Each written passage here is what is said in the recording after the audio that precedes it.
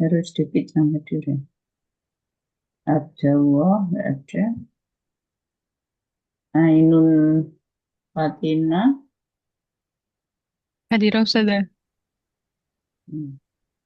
Anindita.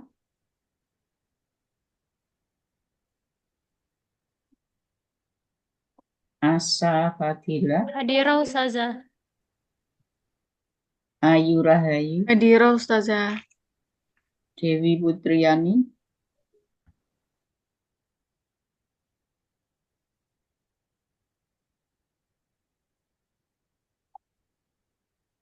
Miftahul Ummah. Hadirah Ustazah. Hadirah Ustazah. Hana Dewi Putriani Hadirah Ustazah. Nah, Mildayani. Nanti. Misbahul Ummah. Hadir. Muhammad Lutfi. Muhammad Nailur Rahman. Hadir Ustaz. Muhammad Wasil. Hadir Ustazah. Muhammad Rafli.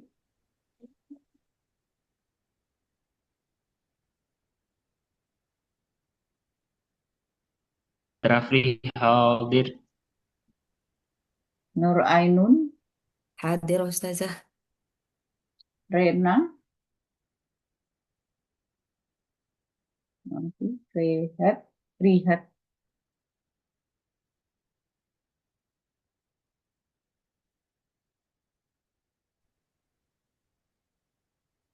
Yang saya nabda qiraat basmalah. Bismillahirrahmanirrahim. Liyatafadal minal rahis di al-maudu hadal yaum.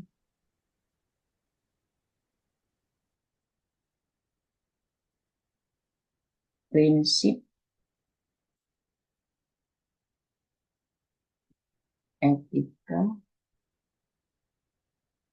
keilmuan.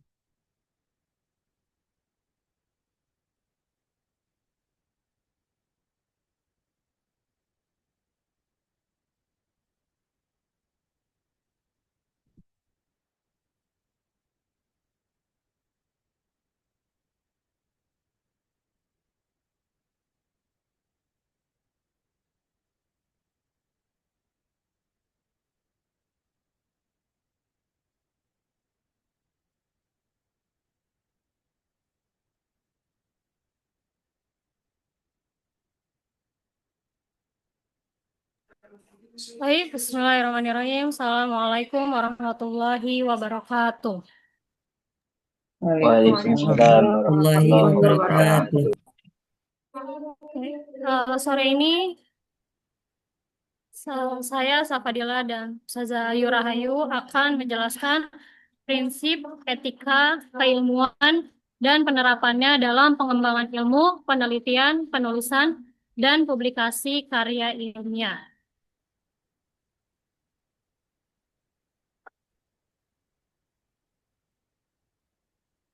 Ya, sore ini kita akan membahas bagaimana dalam suatu penelitian serta penerapan ilmu pasti ada etikanya. Dan bagaimana etika itu diterapkan dalam penelitian serta penerapan ilmu tersebut. Dimulai dari prinsip etika keilmuan dalam pengembangan ilmu. Yang pertama ada kejujuran, yaitu menyampaikan data dan fakta apa adanya tanpa manipulasi. Yang berarti harus menampilkan data, hasil observasi, dan penilaian siswa secara apa adanya tanpa rekayasa. Contohnya, dalam pelajaran Maharatul Istima. Di mana Maharatul Istima ini berarti mengandalkan guru ini harus mendengarkan hasil pelajaran dari murid. Contoh, mereka menjelaskan pelajaran Nahwu dengan cara mereka membaca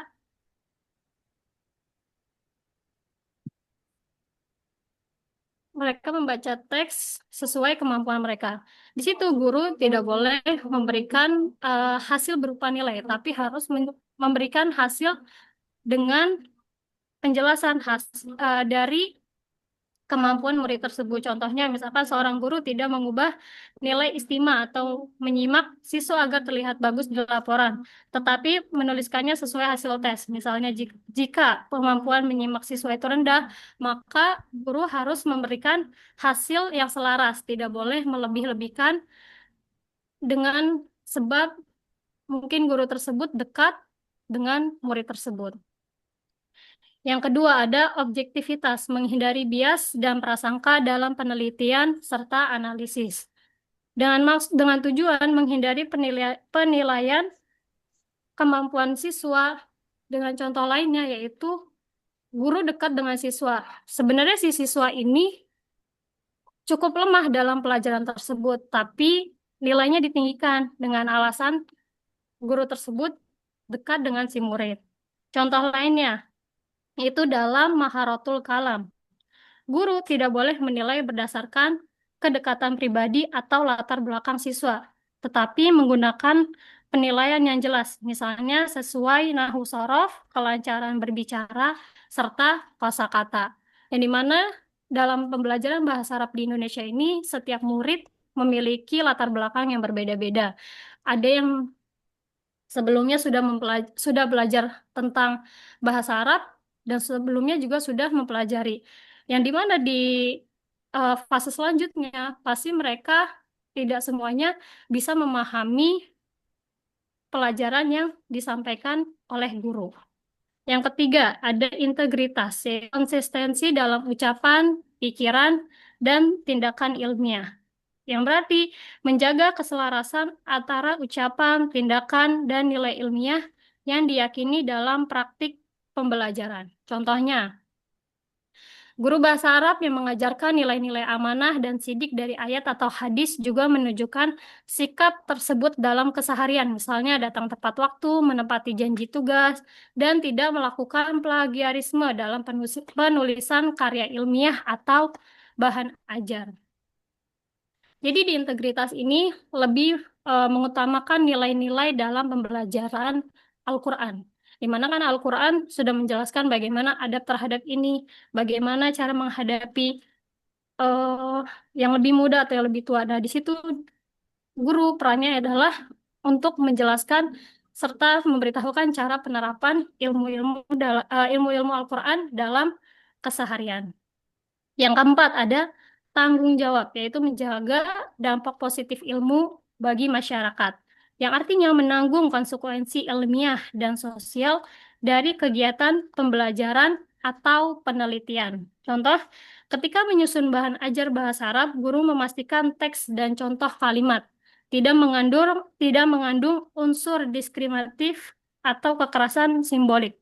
Ia juga bertanggung jawab memastikan bahwa pembelajaran bahasa Arab menumbuhkan kecintaan terhadap bahasa Al-Quran dan nilai-nilai universal Islam. Misal contoh dalam pelajaran insya, anak-anak diperintahkan untuk membuat cerita tentang pertemanan.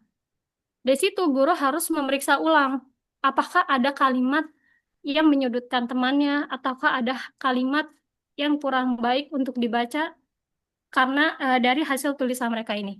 Nah, jika ada berarti guru ini harus menegur supaya teks ini diubah, tapi tidak cukup menegur, tapi juga harus memberitahukan bahwa sisi negatif dalam penulisan tersebut itu apa. Jadi walaupun hanya tulisan, itu juga akan berdampak dalam pola pikir anak untuk ke depannya. Yang terakhir ada keadilan, mengakui kontribusi semua pihak yang terlibat dalam penelitian. Menghargai dan mengakui kontribusi semua pihak yang terlibat baik dalam penelitian maupun proses pembelajaran. Contohnya, dalam penelitian tindakan kelas bahasa Arab, guru mencantumkan nama kolaborator atau nama si objek penelitian ini. Di mana dalam penelitian tindakan kelas, objek ini adalah siswa yang membantu dari eh, penelitian tersebut. Dalam kelas, guru memberikan kesempatan yang sama bagi semua siswa untuk berbicara bahasa Arab tanpa membeda-bedakan kemampuan atau latar belakang sosial. Di mana ketika ini kan eh, penelitiannya itu mengarah fokus pada siswa. Dan guru itu nggak boleh memilih orang-orang itu aja. Misalkan dia udah tahu si A, B, C ini memiliki kelebihan, sedangkan C, D, E ini lebih banyak kekurangannya. Itu tidak terus ketika mengajukan pertanyaan, yang ditanya itu selalu A, B, C, A, B, C. Sedangkan C, D dengan si E ini tidak pernah ditanya. Itu tidak boleh. Karena dalam prinsip pengembangan ilmu ini, semua itu harus sama rata. Setiap anak harus diberikan pertanyaan supaya tahu sampai mana hasil pemahaman mereka dalam pengembangan pembelajaran bahasa Arab tersebut. Selanjutnya, penerapan etika keilmuan dalam pengembangan ilmu. Yang pertama, mengembangkan ilmu yang bermanfaat untuk kemanusiaan dan kesejahteraan. Yang dimana ilmu bahasa Arab itu harus dikembangkan bukan hanya untuk aspek linguistik, tapi juga untuk memperkuat nilai-nilai kemanusiaan dan toleransi antar budaya. Contohnya, penelitian dan pembelajaran bahasa Arab diarahkan untuk memahami pesan moral Al-Quran dan hadis yang relevan dengan kehidupan manusia. Di mana anak itu ketika pelajaran Al-Quran dan hadis dalam kelas, mereka itu bukan sekedar mendapatkan arti ayat ini, surat ini membahas tentang apa, tapi guru juga harus menjelaskan ketika dalam ayat ini mengajarkan bagaimana manusia itu harus jujur dalam kehidupan itu, kita harus menoleransi sesama seperti itu. Yang kedua, menghindari penyalahgunaan pengetahuan untuk tujuan yang merugikan. Yang berarti pengetahuan bahasa Arab tidak boleh digunakan untuk kepentingan negatif, seperti ujaran kebencian, diskriminasi, atau penyebaran ide ekstrim. Contohnya, dosen atau guru bahasa Arab memastikan teks yang digunakan dalam pembelajaran tidak mengandung ide intoleransi. Di mana intoleransi ini adalah seseorang yang tidak bisa menerima perbedaan, baik dari sesamanya, misalkan contoh, sesama Islam, tapi dia tidak bisa menoleransi, di mana Islam ini kan memiliki banyak mazhab. Contoh misalkan mazhab A gitu. Dia sudah memahami mazhabnya seperti ini dan dia merasa benar. Terus dia mendengar mazhab B ini ternyata cukup berbeda. Nah, dia tidak menoleransi untuk itu. Itu tidak boleh. Jadi gunanya peran dosen dan atau guru bahasa Arab di sini itu harus menjelaskan bahwa dalam Islam itu ada beberapa mazhab di mana kita juga harus memahami itu dan semuanya itu sudah ada ilmunya masing-masing. Jadi dibilang siapa yang paling benar tidak ada, tapi semuanya sudah diajarkan dan sudah dijelaskan.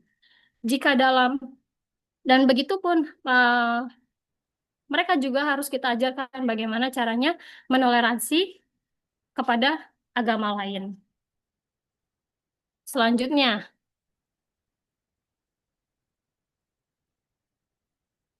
mendorong budaya akademik yang transparan dan kolaboratif. Di mana pendidikan bahasa Arab hendaknya dikembangkan dengan keterbukaan data, kolaborasi antar lembaga, dan saling berbagi pengetahuan. Contohnya, guru bahasa Arab berbagai bahan ajar digital atau media pembelajaran dengan rekan sejawat untuk saling memperkaya metode pengajaran. Dalam sekolah itu kan pasti banyak guru.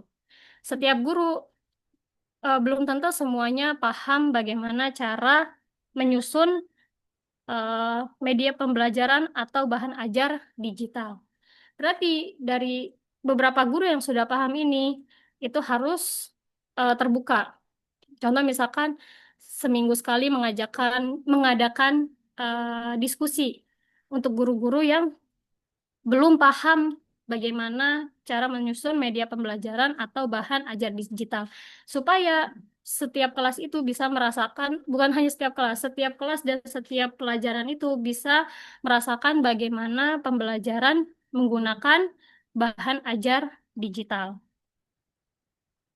Selanjutnya, menghargai hak kekayaan intelektual dengan artian segala karya dalam bidang bahasa Arab, buku, modul, video, dan hasil penelitian yang harus dihargai sebagai karya ilmiah yang memiliki hak, hak cipta. Dengan contoh, dalam menulis karya ilmiah atau skripsi, mahasiswa harus mencantumkan kutipan teks Arab atau referensi sesuai aturan ilmiah. Contoh misalkan menulis skripsi. Pasti kita mengambil beberapa kutipan dari jurnal ataupun skripsi ataupun website lain. Dan itu harus kita cantumkan dalam daftar pustaka. Bukan semena-mena misalkan kita ambil dari website. Website ini kan cukup banyak mungkin yang judulnya sama. Nah, kita berpikir, ayo deh kita cuma mengambil contoh misalkan satu baris. Terus kita tidak mencantumkan websitenya. Itu tidak boleh. Kita harus menghargai penulis yang sudah berusaha untuk menerbitkan karyanya. Dengan apa? Kita cukup cantumkan eh, namanya dalam hasil penelitian kita.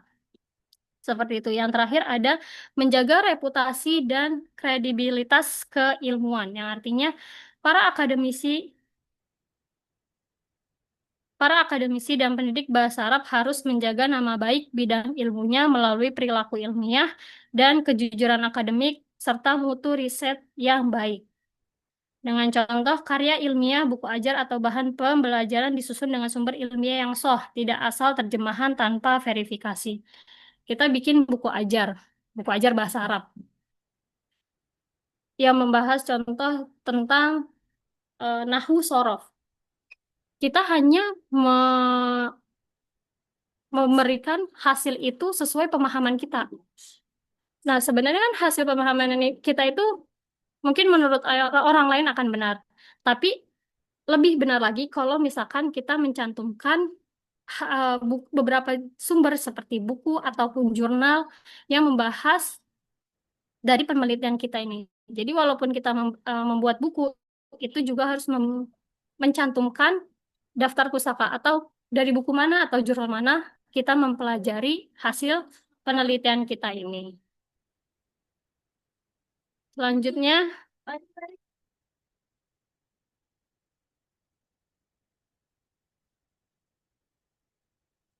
selanjutnya yaitu membahas tentang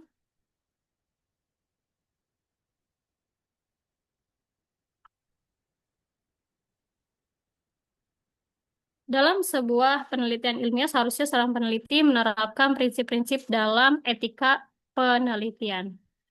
Di sini ada 6 poin. Yang pertama, menghormati dan menghargai harkat martabat manusia sebagai subjek penelitian. Yang berarti subjek penelitian ini baik siswa, guru, atau mahasiswa harus diperlakukan secara baik sebagai manusia yang bermartabat, bukan sekedar kayak objek eksperimen. Contoh dalam wawancara guru bahasa Arab, peneliti menjaga nada dan sikap, sopan, menghormati waktu dan pandangan guru. Kita datang ke sebuah sekolah untuk meminta tolong guru ini sebagai objek penelitian kita. Misalnya kita lagi menyusun tesis gitu. Kita datang, kita sudah mengirim surat kepada sekolah ini dan sekolah ini sudah menerima. Dan kita butuh guru untuk membantu penelitian ini. Sedangkan kita itu belum membuat janji, tiba-tiba datang, langsung bertanya, langsung mencari guru tersebut. Sedangkan guru tersebut memiliki kesibukan lain. Nah, itu tidak masuk ke dalam etika penelitian, di mana kita juga harus menghormati objek kita ini, baik siswanya ataupun gurunya, di mana kita harus menyusun waktu dulu, apakah orang ini bisa gitu, untuk kita wawancara. Tak hanya waktu, nada juga diperlukan. Kenapa?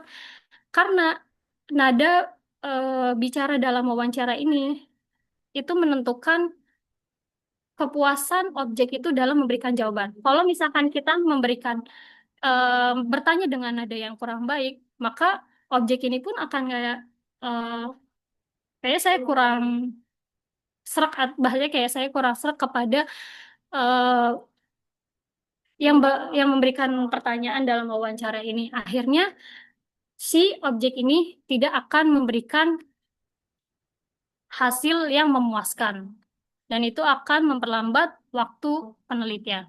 Selanjutnya, persetujuan informasi, yang berarti sebelum penelitian dilakukan, peneliti harus menjelaskan tujuan, manfaat, dan prosedur penelitian kepada partisipan agar mereka bersedia secara sadar dan sukarela. Contoh, sebelum mengambil data rekaman kemampuan berbicara atau maharah kalam, peneliti meminta izin tertulis dari siswa dan guru. Contoh kayak data maharoh kalam, di mana setiap penelitian itu kan pasti sudah ada susunannya, misalkan kayak pertanyaan apa yang akan kita utarakan, pelajaran apa yang akan kita teliti, dan pertanyaan apa saja yang akan dilakukan dalam pertanyaan apa aja yang akan dituliskan dalam pelajaran tersebut. Itu tidak semena-mena kita langsung memberikan saat ingin melakukan wawancara, tapi sebelumnya kita sudah memberitahu akan ada pertanyaan seperti ini. Apakah murid keberatan, apakah guru beratan? Kalau jika tidak, maka bisa dilanjutkan. Maka kalau misalkan si siswa atau guru ini cukup keberatan, mungkin kita ganti dengan pertanyaan yang lain yang serupa dengan pertanyaan sebelumnya.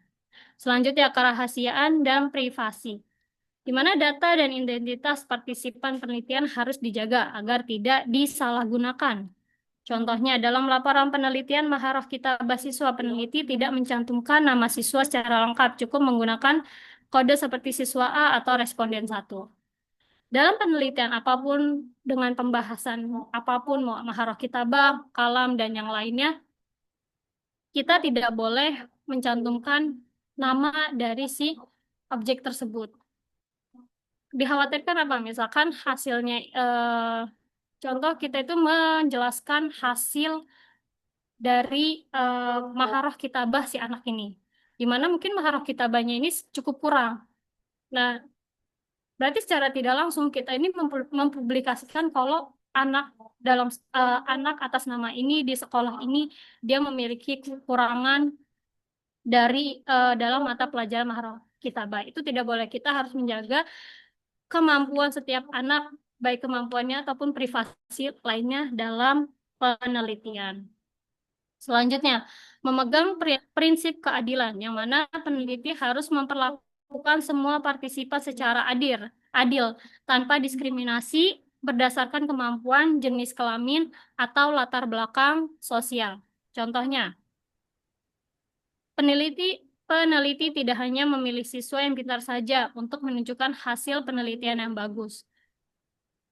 Kita mau membahas penerapan nahu dalam teks suatu teks bahasa Arab gitu. Terus kita ingin tahu secara tahlilnya. Kita pilihlah anak-anak yang misalkan kita ingin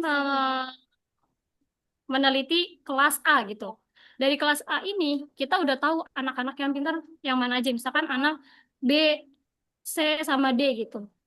Itu tidak boleh. Kita harus memilihnya secara menyeluruh. Jadi bukan memilihnya secara menyeluruh. Kan sudah mendapatkan hasil semua anak. Dan hasil yang dicantumkan dalam hasil penelitian itu tidak boleh yang dari anak-anak yang pintar aja. Tapi anak yang kurang pun harus kita cantumkan dari hasil penelitian kita juga. Yang kelima, itu ada kejujuran dan integritas. Di mana artinya peneliti wajib melaporkan data sesuai kenyataan tanpa manipulasi dan tidak melakukan plagiarisme dalam penulisan karya ilmiah. Contoh, dalam menganalisis hasil tes Maharatul Istimah, peneliti tidak mengubah nilai agar hasilnya terlihat berhasil. Kenyataannya, setiap anak itu pasti memiliki kemampuan yang berbeda-beda. Pasti dari hasil tersebut ada yang hasilnya kurang. Tapi peneliti ini mengubah hasil tersebut supaya hasil penelitian ini terlihat semuanya sukses.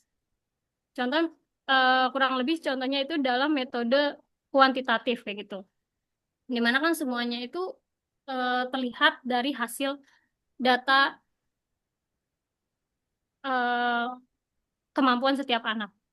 Di mana itu dimanipulasi. Harusnya anak ini itu nilainya di bawah, misalkan contoh target nilai itu 8. Kenyataannya anaknya ini nilainya di bawah 8. Tapi si peneliti mengubah menjadi 8. Itu tidak diperbolehkan dalam penelitian. Yang terakhir, ada memperhitungkan dampak positif maupun negatif dari penelitian. Yang berarti peneliti wajib menilai kemungkinan dampak sosial, psikologis, atau moral yang timbul dari penelitiannya. Contoh, dalam penelitian penggunaan media digital bahasa Arab, peneliti mempertimbangkan agar siswa tidak tergantung pada AI atau penerjemah otomatis, tapi tetap belajar berpikir kritis. Setiap sekolah itu kan pasti anak-anaknya ada yang diperbolehkan dalam pembelajaran itu boleh bawa HP atau tidak boleh bawa HP. Nah, contoh misalkan kita mau mempelajari bagaimana menerjemahkan menggunakan kamus online gitu. Sedangkan di situ kan fokusnya kepada kamus online, misalkan contoh Al-Ma'ani gitu. Tapi beberapa anak itu udah paham cara penggunaan AI. Akhirnya mereka maunya cepat. Dengan cara apa? Mereka memasukkan atau memoto hasil teksnya ini, terus hasilnya langsung keluar. Jadi mereka itu nggak mau ribet. Ya gimana? Karena kamus online ini kan seperti kita mencari kamus yang cetakan ya. Plusnya itu kita cuma mengetik tanpa membuka satu-satu, itu langsung ketemu. Nah, sedangkan dia mikir AI ini lebih mudah daripada menggunakan kamus online. Nah, itu juga kita harus memberikan arahan. Kalau misalkan di fase mereka ini, mereka harus belajar terlebih dahulu bagaimana cara penggunaan kamus, baik kamus yang secara hardcover atau yang online. Oke, selanjutnya, etika peneliti dalam penelitian ilmiah. Etika ilmiah terbagi menjadi 3 aspek, yaitu penelitian, pengajaran, dan penerapan ilmu. Selanjutnya, dan etika penelitian diuraikan dalam tiap-tiap tahapan penelitian. Yang pertama, ada etika dalam persiapan penelitian. Contoh, yaitu seorang peneliti meminta persetujuan tertulis dari responden sebelum wawancara dan tidak mengubah hasil data agar sesuai dengan hipotesis. Jadi sebelum kita mewawancara si objek ini, kita harus memberikan pertanyaan apa saja yang kita akan ajukan, yang seperti sebelumnya sudah dijelaskan. Kalau misalkan menurut si objek ini, oh saya setuju gitu dengan pertanyaan ini, tidak ada pertanyaan yang mengarah kepada privasi gitu. Nah, berarti wawancara bisa dilanjutkan dan tidak boleh mengubah hasil. Misalkan dari hasil wawancara ini tidak sesuai ekspektasi si peneliti. Akhirnya si peneliti mengubah dan itu tidak diperbolehkan. Selanjutnya, ada etika dalam pengumpulan data. Contohnya, tidak memaksa seseorang untuk menjadi responden, merahasiakan identitas dan data pribadi partisipan, serta memastikan data tidak bocor ke pihak lain. Nah, sebagai peneliti, itu kita misalkan ngumpulin data. Kita udah nargetin orangnya nih. Pas kita tanya, orang ini tidak mau, tapi kita paksa.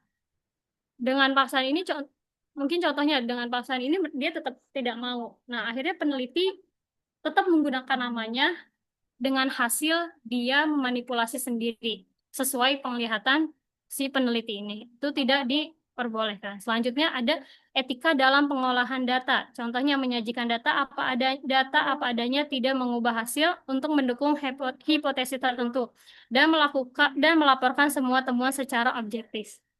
Semua hasil penelitian yang sudah didapatkan oleh peneliti ini harus dicantumkan dalam hasil itu benar-benar sesuai yang ada di lapangan. Tidak boleh dilebihkan, tidak boleh dikurangi. Baik secara pertanyaan wawancara, objek yang diwawancara, ataupun hasilnya. Lalu selanjutnya ada etika dalam penulisan. Contohnya, mencantumkan setiap referensi atau kutipan yang bukan berasal dari gagasan sendiri, menggunakan tanda kutip untuk kutipan langsung, dan menuliskan sitasi yang benar. Etika dalam penulisan. Dari setiap tulisan yang kita ambil dari hasil lain, baik skripsi, eh, baik skripsi ataupun jurnal ataupun buku dan hasil yang lain itu jelas kita harus tuliskan secara terperinci nama penulis, tahun, serta judul. Bahkan kalau misalkan ada doinya itu harus kita cantumkan juga supaya lebih valid. Dan yang terakhir ada etika dalam publikasi, yaitu menyajikan hasil penelitian secara transparan dan memberikan akses kepada kepada peneliti lain untuk melihat data yang digunakan. Ketika mempublikasi, contoh misalkan tesis sudah selesai, kita ingin mempublikasi dalam bentuk tesis secara utuh ataupun dalam bentuk jurnal. Itu semuanya harus transparan, tidak boleh ada yang dihilangkan. Contoh misalkan hasil contoh misalkan kita kan di sini ada contohnya kepada memberikan akses kepada peneliti lain untuk melihat data yang digunakan. Kita mengambil contoh pertanyaan wawancara dari jurnal lain. Nah, saya kurang paham juga di sini kita itu bisa ketika kita menerbitkan jurnal, apakah kita bisa memberikan batasan kepada beberapa beberapa orang yang melihat jurnal kita atau bagaimana. Intinya kita tidak boleh membatasi orang itu untuk melihat hasil jurnal kita ini, hasil publikasi kita ini, hasil penelitian kita ini ketika dipublikasikan seperti itu. Oke, selanjutnya akan dilanjutkan oleh Ustazah Ayu Rahayu.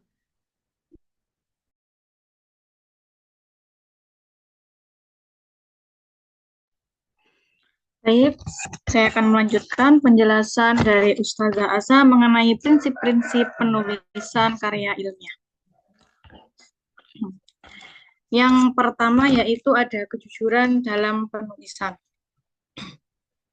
Ya, di sini penjelasannya adalah penulis itu harus menyajikan data sesuai hasil yang dia teliti. Jadi tidak ada manipulasi di dalamnya. Contohnya, jika hasil penelitian tidak sesuai dengan hipotesis, penulis ataupun peneliti di sini harus tetap melaporkannya dengan jujur tanpa mengubah data agar terlihat berhasil, seperti itu. Yang kedua yaitu ada kepatuhan terhadap kaidah ilmiah, yaitu penulisan karya ilmiah itu harus mengikuti metode ataupun aturan penulisan karya ilmiah seperti struktur kepenulisan, analisis yang logis, dan serta penggunaan bahasa yang formal. Contohnya, peneliti menulis karya ilmiah dengan sistematika yang benar, dimulai dari pendahuluan, di dalamnya ada metode, hasil, pembahasan, kesimpulan, dan daftar rujukan. Yang selanjutnya yaitu penyebutan kontributor secara adil. Nah, di sini hanya pihak yang benar-benar berkontribusi saja dalam penelitian yang harus kita cantumkan sebagai penulis atau kontributor. Tidak boleh di sini ada contohnya saudara kita ataupun teman baik kita. Dia tidak ada andil di dalam penelitian kita, tapi dia minta untuk ditulis namanya di dalam hasil karya kita, seperti itu. Ataupun ada teman kita yang dia bayar kita mungkin ya, bayar ataupun joki untuk saya nggak usah ikut kontribusi ataupun penelitian di lapangan, tapi tolong tulis nama kita. Nah itu tidak boleh ya, alias tidak adil seperti itu. Contoh yang selanjutnya yaitu ada publikasi yang bertanggung jawab. Hasil penelitian itu harus dipublikasikan di tempat yang sesuai, ya, dan tidak dikirim ke lebih dari satu penerbitan jurnal secara bersamaan. Contohnya kita menulis ataupun mengirim artikel ke satu jurnal dan menunggu hasil review sebelum mencoba mengirimkan ataupun mensubmit ke jurnal lainnya. Selanjutnya yang kelima yaitu ada orisinalitas dan anti-plagiarisme. Yaitu karya ilmiah itu harus merupakan hasil pemikiran dan penelitian sendiri, hasil jerih payah sendiri, bukan menjiplak karya orang lain. Itu yang dimaksud orisinilitas dan anti plagiarisme. Contohnya juga peneliti itu harus menulis dengan kata-katanya sendiri dan mencantumkan sumber apabila mengutip pendapat orang lain. Yang keenam yaitu kutipan dan referensi yang benar. Yaitu setiap informasi, teori, ataupun data yang diambil dari sumber lain harus disertai kutipan dan daftar pustaka sesuai format yang berlaku. Contohnya mengutip buku dengan mencantumkan nama penulis terlebih dahulu, tahun terbit, kemudian halaman. Yang terakhir, nomor 7, yaitu penghindaran konflik kepentingan. Maksudnya yaitu penulis itu harus menghindari situasi di mana kepentingan pribadi, finansial, atau politik dalam mempengaruhi objektivitas penelitian. Jadi peneliti itu yang dibiayai perusahaan harus tetap melaporkan hasil penelitian apa adanya. Meski hasilnya tidak tepat, tidak akurat, ataupun tidak efektif, tapi harus tetap dilaporkan apa adanya, meskipun dia sudah dibayar oleh pihak yang terkait, seperti itu. Selanjutnya, Ustazah.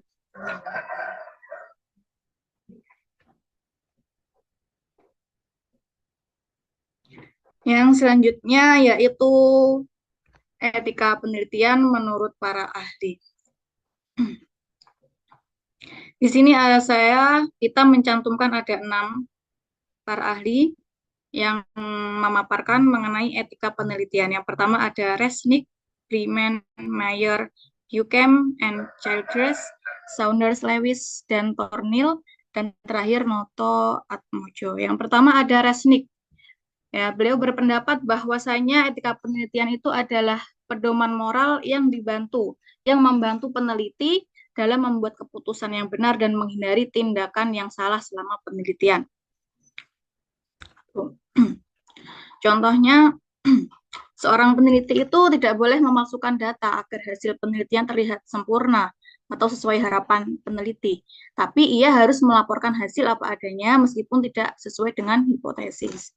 Yang kedua, menurut Freeman, yaitu peneliti wajib ataupun harus memastikan transparansi dalam pengumpulan dan analisis data untuk menjaga kredibilitas penelitian.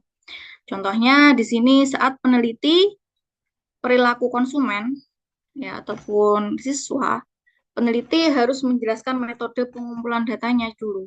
Contohnya, misalnya survei, nanti ada wawancara, ada pembagian angket, dan dokumentasi yang lain-lain. Seperti itu. Nomor selanjutnya, menurut Mayer, yaitu penerapan prinsip-prinsip moral dalam perencanaan, pelaksanaan, dan pelaporan hasil penelitian. Contohnya, di sini peneliti harus meminta izin dulu kepada responden sebelum melakukan wawancara serta mencantumkan sumber referensi dengan benar dalam laporan akhirnya nanti. Selanjutnya yaitu menurut Hukem and Childress, yaitu prinsip utama dalam etika itu mencakup yang pertama ada beneficence, yaitu berbuat baik, ada respect for autonomy, yaitu menghormati otonomi, justice ataupun keadilan, dan non-maleficence, yaitu tidak merugikan. Bisa diambil contoh dari pendapat ini yaitu dalam penelitian ya. Biasanya dalam penelitian medis itu peneliti itu wajib memberi informasi lengkap kepada pasien sebelum meminta persetujuan mereka untuk ikut serta dalam uji coba obat, seperti itu kalau dalam kesehatan. Selanjutnya yaitu menurut Saunders, Lewis, dan Thornhill, yaitu etika riset berkaitan dengan cara peneliti merumuskan topik, merencanakan, mengakses, mengumpulkan, menyimpan, menganalisis, dan melaporkan data secara bertanggung jawab dan bermoral. Contohnya, peneliti itu harus menyimpan data responden dengan aman dan tidak membagikan informasi pribadi kepada pihak lain tanpa izin. Itu contohnya kita meminta data mereka, tanggal lahir mereka, dan alamat rumah mereka. Nah, itu kita harus menjaga dan menyimpannya baik-baik dan tidak bisa kita salah gunakan ataupun menyebarkan kepada pihak lain tanpa izin responden. Yang terakhir itu ada Noto Atmojo. Beliau menjelaskan Ini sama seperti Bremen, Noto Atmojo itu menekankan pentingnya transparansi dan kejujuran ilmiah dalam pengumpulan dan analisis data demi menjaga kredibilitas penelitian. Seperti itu. Stamiri, Ustazah. Lanjut. Selanjutnya yaitu cara menerapkan etika penulisan karya ilmiah. Caranya yang pertama yaitu kita harus menggunakan perangkat anti plagiarisme. Jadi sebelum kita mengajukan, mensubmit karya ilmiah kita harus memastikan dulu untuk memeriksa keaslian, keorisinalan tulisan kita. Kita bisa juga menggunakan software seperti Turnitin ya, biasanya kita pakai Turnitin ataupun Grammarly. Yang kedua yaitu contohnya yaitu mahasiswa memeriksa tulisan kita terlebih dahulu menggunakan Turnitin atau Grammarly untuk memastikan kemiripan teksnya, seperti itu. Kita harus cek dulu Turnitin berapa, apakah ambang batasnya itu melebihi batas ataupun masih bisa dilanjutkan, seperti itu. Yang kedua yaitu mengikuti panduan penulisan yang berlaku. Nah, itu setiap jurnal atau institusi akademik itu pasti memiliki pedoman tersendiri dalam penulisan karya ilmiah. Contohnya kampus A, kampus B itu pasti tidak lebih, tidak sedikit pasti memiliki perbedaan dalam pedoman karya ilmiah. Seperti itu. Contohnya peneliti ataupun penulis itu mengikuti gaya sitasi APA style sesuai aturan kampus saat menulis daftar pustaka dan kutipan, seperti itu. Ada yang mengikuti gaya APA style ataupun ada yang tidak mengikuti gaya tersebut dalam menyusun daftar pustaka dan kutipan. Selanjutnya yaitu konsultasi dengan dosen ataupun ahli. Jadi dalam penulisan karya ilmiah ini kita harus banyak berkonsultasi dengan ahlinya. Jika ragu mengenai etika penulisan, berkonsultasilah dengan pembimbing atau pakar di bidang yang terkait, seperti itu. Yang selanjutnya adalah gunakan manajer referensi, yaitu untuk mengelola referensi dengan baik, gunakan perangkat seperti Mendeley atau Zotero agar tidak terjadi kesalahan dalam penulisan daftar pustaka, seperti itu. Jadi untuk software ini tuh sebenarnya memudahkan kita, itu. Selanjutnya yaitu jujur dalam menyampaikan data, yaitu kita harus menghindari manipulasi ataupun fabrikasi data demi mendapatkan hasil yang sesuai harapan. Data yang jujur akan lebih bermanfaat bagi perkembangan ilmu pengetahuan. Buat apa kita memanipulasi untuk efektif? Jika nantinya tidak berguna dan tidak bermanfaat, itu akan sekedar menjadi pajangan saja, seperti itu. Lanjut, Ustazah.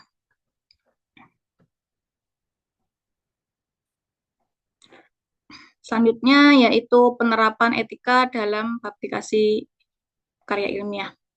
Yang pertama yaitu kita harus memilih jurnal bereputasi dan sesuai dengan bidang penelitian. Jadi contohnya di sini kita tuh harus memastikan dulu bahwa karya ilmiah yang kita akan terbitkan itu dipublikasikan di tempat yang kredibel dan relevan.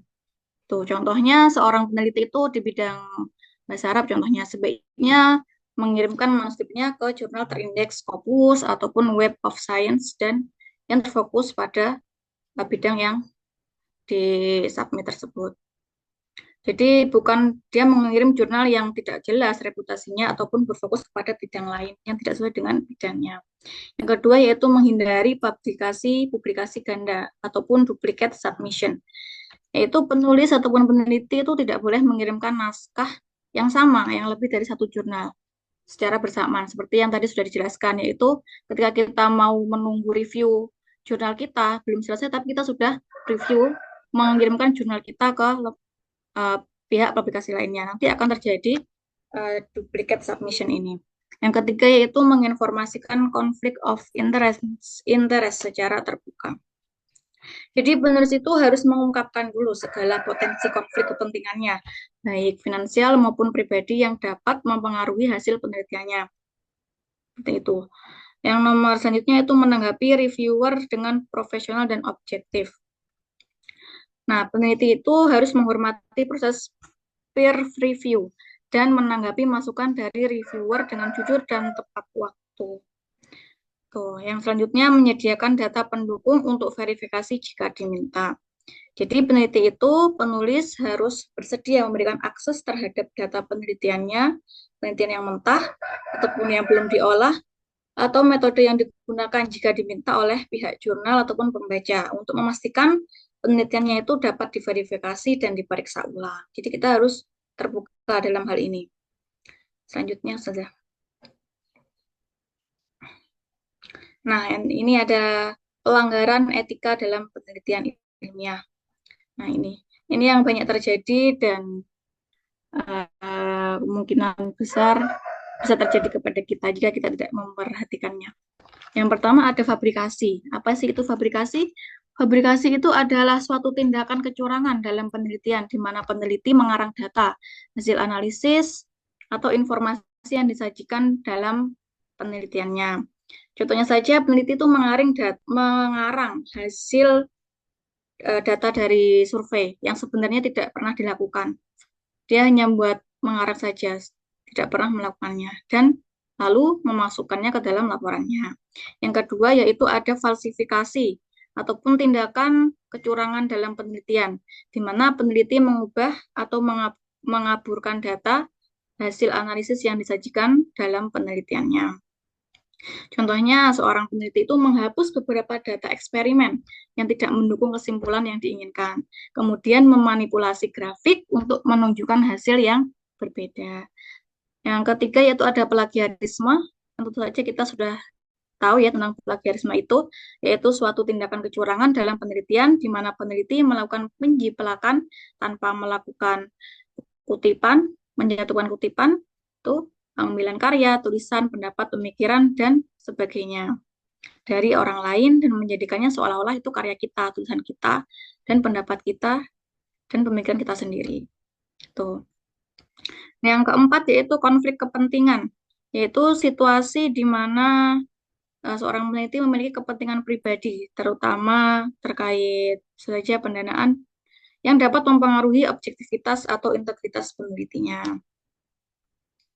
Contohnya, seorang peneliti itu menerima dana dari pihak lain untuk melakukan penelitian tentang dampak, contohnya efektivitas media digital untuk meningkatkan maharoh kitabah, contohnya seperti itu. Dia disuruh untuk melakukan penelitian tentang hasil medianya dan disuruh untuk melakukan hasilnya yaitu efektif, padahal tidak efektif seperti itu. Itu adalah konflik kepentingan. Selanjutnya saja. Sudah selesai. Baik, mungkin itu dari kelompok kami. Silakan bagi Ustazah, kami buka sesi tanya jawab. Kami juga menerima masukan, tambahan, dan juga yang lain-lain. Tafadhol. Izin bertanya itu ya. Tafadhol, Berarti Ustaz. Masmu, Masmu walakin Masmu lah. Masmu, Ustaz. Anda juga mohon maaf Ustazah, tadi ketika absen jaringan hilang Ustazah, jadi belum sempat absen. Izin tanya tentang etika penelitian tadi. Tadi kan sempat antum singgung ya, bahwasanya di situ kita harus menghargai kayak hak-hak manusia gitu ya. Jadi kayak informasi itu kan harus melalui persetujuan ya Ustazah. Persetujuan. Nah, tapi gimana sih kalau etika penelitian ini sekiranya kita terapkan ketika kita itu mengambil big data? Atau itu kan sekarang banyak tuh penelitian yang membandingkan antara pengguna media sosial X, Instagram, Facebook, dan TikTok misalkan. Nah, di situ kan ada tuh penelitian yang menunjukkan bahwasanya pengguna TikTok itu bodoh-bodoh lah. Pengguna TikTok itu bodoh-bodoh dan lain sebagainya. Jadi kayak prinsip-prinsip etika penelitian ini gimana caranya ketika diterapkan dalam big data itu ya, contohnya kan tadi ketika kita meneliti media sosial itu kan kayak opini, perilaku dan unggahan pribadi seseorang itu kan yang diambil informasi, karena butuh banyak informasi itu akhirnya opini kayak komen-komennya gitu, perilakunya, bahkan apa namanya, unggahan pribadinya pun ya itu yang dijadikan dasar. Makanya kenapa sih media TikTok itu disebut IQ rendah, bodoh dan segala macam dan lain-lain, karena yang diambil itu opini, perilaku dan unggahan pribadi. Dan itu juga diambilnya dalam skala besar gitu. Dan itu kan nggak mungkin dong dia izin apa namanya, izin dulu ke setiap pengguna TikTok, misalkan DM, izin ya ngambil postingan gini gini gini gini. Itu kan kayak apa namanya, ya pokoknya nggak ada izin dalam di setiap pengguna itu. Jadi kayak prinsip-prinsip ini tuh gimana sih diterapin di apa namanya, di ketika kita mengambil big data gitu. Itu pertanyaannya saja.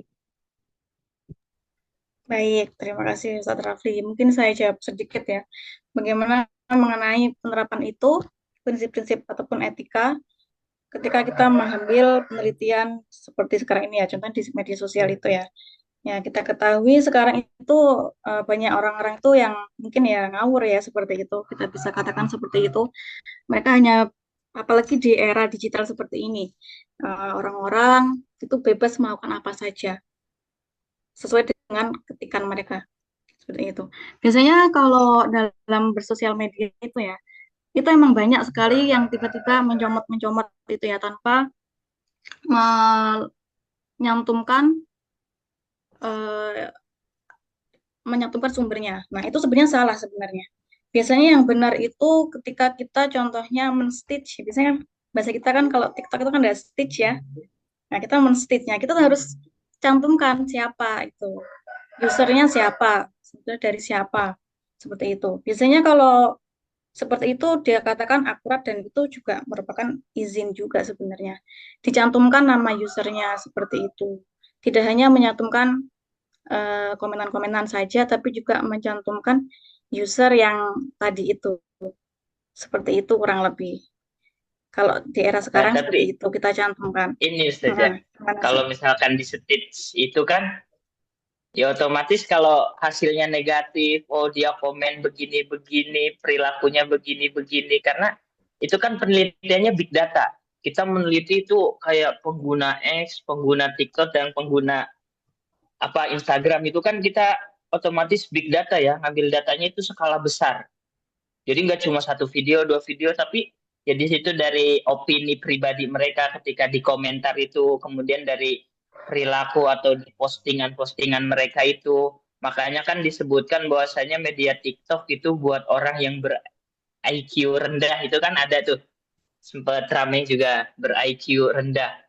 Nah, itu kan dia ngambil big datanya itu ya dari opini user pengguna di TikTok ini, dari pengguna TikTok, kemudian pengguna Instagram, dari opininya, kemudian dari postingan pribadinya. Ya postingan pribadi kan kadang menggambarkan kayak perilakunya itu kan.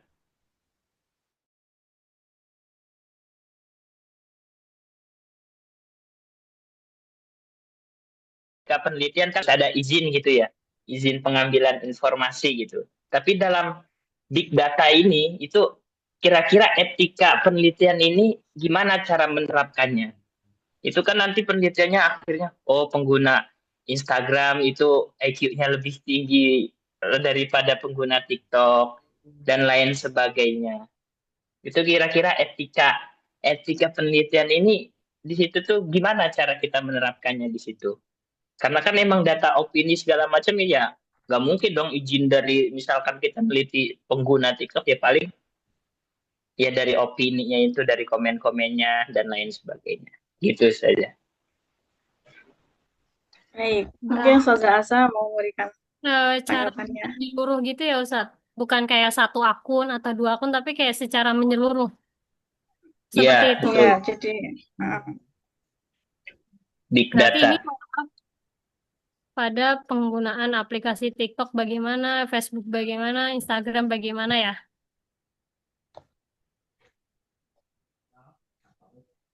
Kalau menurut Ana pribadi ya, adanya sosial media ini kan untuk menuangkan beberapa ide atau gagasan dari setiap orang, di mana pasti isinya itu ada yang positif, ada yang negatif ya.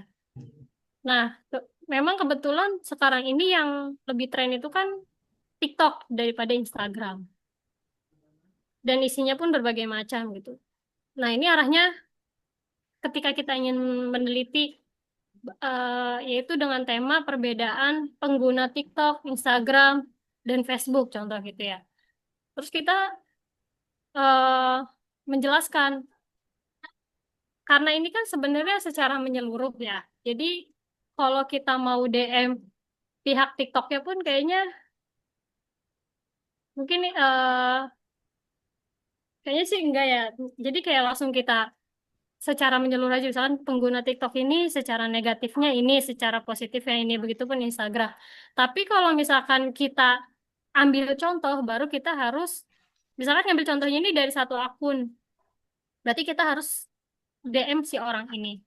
Kecuali kita nggak pakai nama orang itu atau nama satu akun, berarti kita tidak perlu konfirmasi ke pihak manapun gitu. Tapi kalau memang untuk lebih meyakini secara etika, mungkin kita bisa mengirimkan surat atau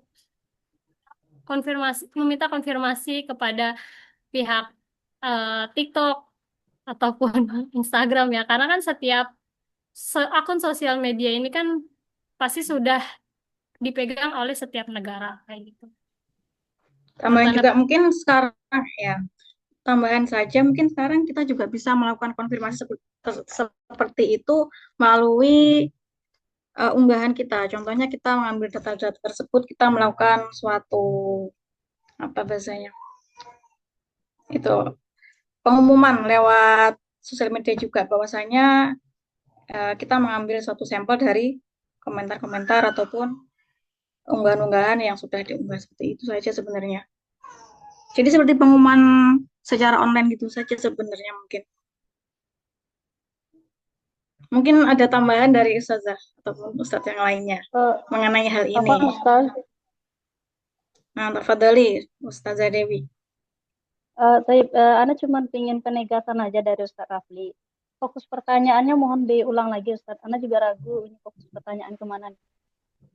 Jadi di situ kan dalam etika penelitian ada kita menghargai hak dan martabat manusia itu, dan semua informasi itu harus melalui izin dari informan ya, dari informan itu.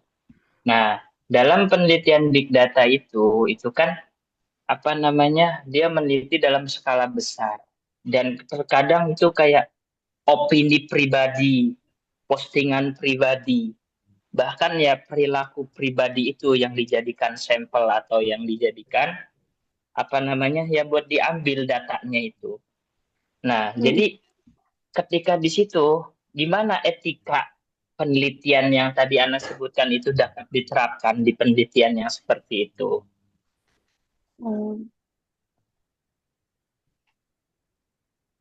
Oke, Sedangkan Ustaz, yang diambil kan sedikit. opini, postingan, sama apa namanya ya perilaku pribadi itu, privasi lah bahasanya. Apa emang privasi atau kita nggak izin, itu kan kayak opini, kemudian postingan, dan perilaku seseorang gitu. Makanya bahkan nanti kan apakah ketika hasilnya keluar itu nanti melanggar etika juga, misalkan merugikan pihak TikTok dan lain segalanya, akhirnya TikTok Baik, Ustaz, Ana sedikit menanggapi dari pertanyaan Ustaz terkait apa bentuk penerapan etika dalam kasus yang Ustaz barusan dipaparkan. Jadi gini ya, kalau skala big data, dia kan etika dalam teknologi itu yang mau kita kaji di sana tuh bukan aturan personalitasnya. Yang kita kaji kan secara umum. Contoh gini, kalau kita ingin meneliti perbandingan katakanlah misalnya IQ penduduk Facebook sama penduduk TikTok misalnya, atau etika postingan penduduk Facebook sama TikTok misalnya, mana yang lebih sopan. Jadi di sini yang kita teliti bukan usernya, tapi lebih kepada apa namanya itu persoalan-persoalan yang berurusan dengan etika dalam postingan mereka itu. Jadi saya rasa kalau kita mengkaji bagaimana penerapan etika keilmuan penelitian dalam kasus ini, menurut saya itu sudah beretika kalau kita mengkaji secara keseluruhan tanpa menyinggung aspek personalitasnya per masing-masing dari setiap pelakunya. Jadi yang dikaji itu udah perilaku dalam sosialnya saja, apa yang jadi fokus dalam penelitian kita paparkan apa adanya, itu sudah menerapkan dari aturan etika keilmuan itu sendiri dalam kasus ini gitu. Jadi kita bukan mengungkap sisi personalitas dari usernya, tapi lebih kepada aspek secara keseluruhan.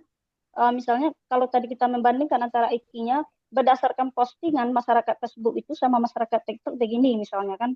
Lalu yang kita kaji di sana secara umum hasil akumulasi dari semua apa namanya itu postingan yang dibuat oleh masyarakat Facebook sama dengan TikTok. Jadi menurut saya etikanya seperti itu. Kita memaparkan itu menurut saya tidak melanggar etika apapun di sana, itu udah benar gitu. Karena kita nggak menyebut unsur personalitasnya di sana, tapi lebih ke pelakunya yang menjadi tujuan dari, yang menjadi fokus dari penelitian kita. Kira-kira seperti itu, Ustaz.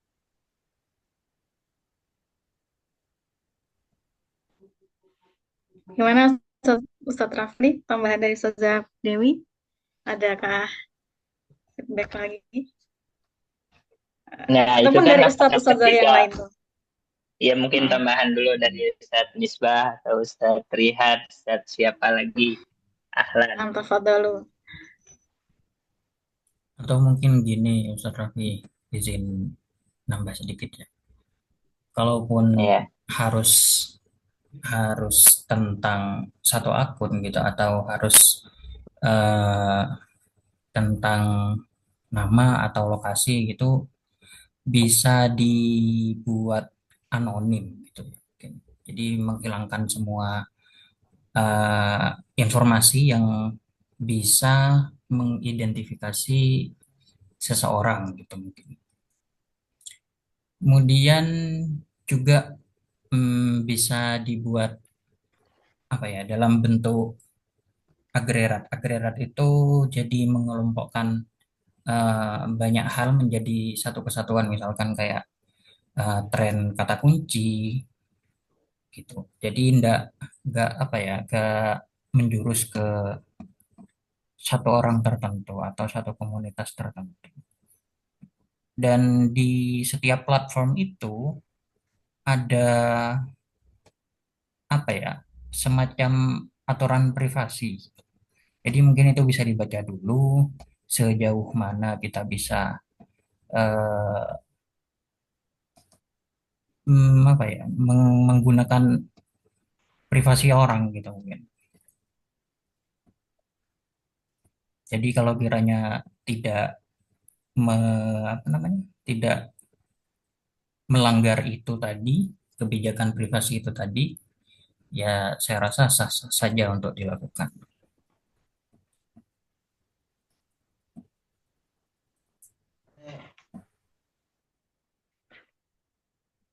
Ada tanggapan Ustadz Rafli dan teman yang lainnya, ada tambahan lagi mungkin?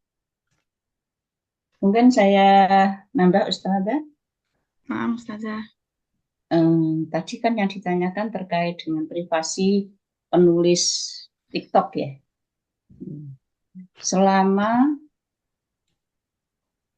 yang menjadi objek penelitian kita itu menulis atau mengungkapkan ide-idenya di TikTok, itu kan di media sosial.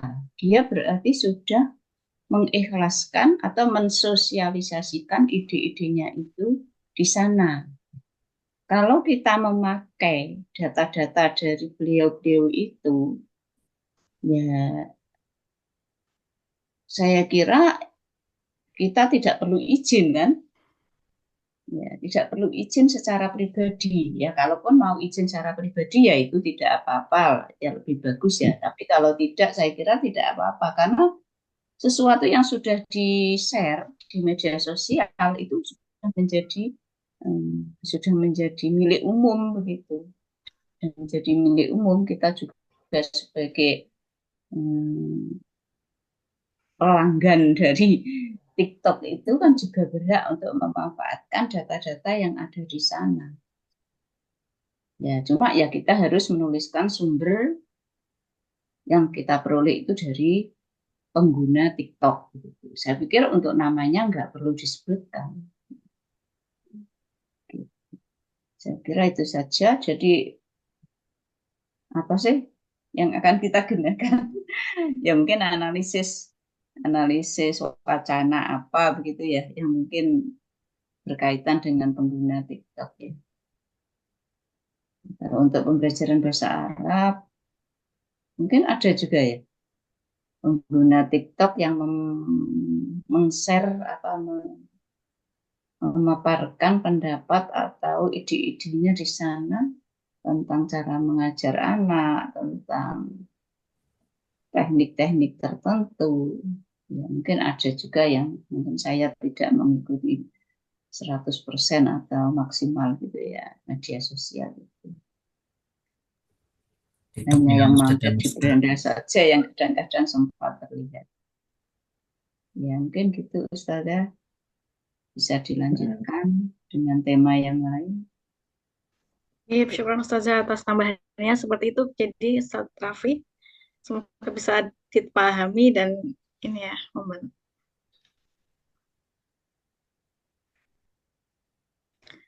Tapi mungkin dari Ustazah lainnya. Tafadholi Ustazah Dewi. Baik, Ustazah, saya mau menanyakan terkait etika keilmuan ini. Kira-kira ya kalau di belakangan ini kita ada mendengar berita kemarin terkait Pak Bahlil itu ya. Ini kita di penjara nggak ngomongin dia nanti? Tentang ya lanjutkan Ustaz. Iya ya. Jadi itu kan gelar doktor dia tuh ditangguhkan kemarin tuh ya. Jadi kalau kita kaitkan dengan pembahasan kita sekarang, prinsip bagaimana penerapan etika keilmuan ini dalam penelitian dan pengembangan ilmu, ini menurut saudara pemakalah, apa upaya pemerintah yang bersifat konkret untuk minimalisir terjadinya pelanggaran etika keilmuan gitu. Menurut pemakalah gitu. Karena akhir-akhir ini kan marak itu kasus-kasus seperti itu gitu kan. Jadi menurut saudara apa sih upaya konkret dari pemerintah untuk meminimalisir agar tidak terjadinya pelanggaran etika keilmuan ini gitu. Baik, Saudara. Syukran, tadi kan pelanggaran etika ilmiah yang pertama itu kan ada fabrikasi, ada plagiarisme. Yang mana plagiarisme ini yang sering terjadi. Ya, langkah pemerintah yang pertama yang bisa kita lihat yaitu melalui lembaga-lembaga. Contohnya seperti kita di kampus-kampus nih. Yang pertama dari pondasinya dulu. Nah, kita tuh diajarkan, disampaikan ya pentingnya etika dalam di penulisan karya, dalam publikasi dan lain-lainnya. Kita juga diajarkan gimana cara mempublikasikan dan di mana tempat yang relevan tadi dan bisa dipercaya seperti itu. Jadi yang pertama langkah pemerintah itu yang pertama dari pendidikan terlebih dahulu seperti itu. Itu jika pendidikan itu berhasil akan menciptakan kesadaran setiap manusia. Nah, jika manusia itu sadar pasti dia tidak akan melakukan seperti itu, pelanggaran seperti itu. Itu yang pertama, Mungkin yang selanjutnya bisa ditambahkan oleh Ustazah Asa. Ya, tentang Ustazah itu.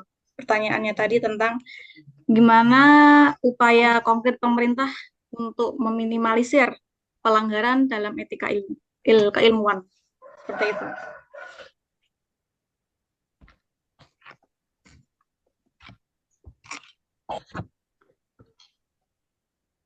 Dari upaya pemerintah berarti ya. Hmm.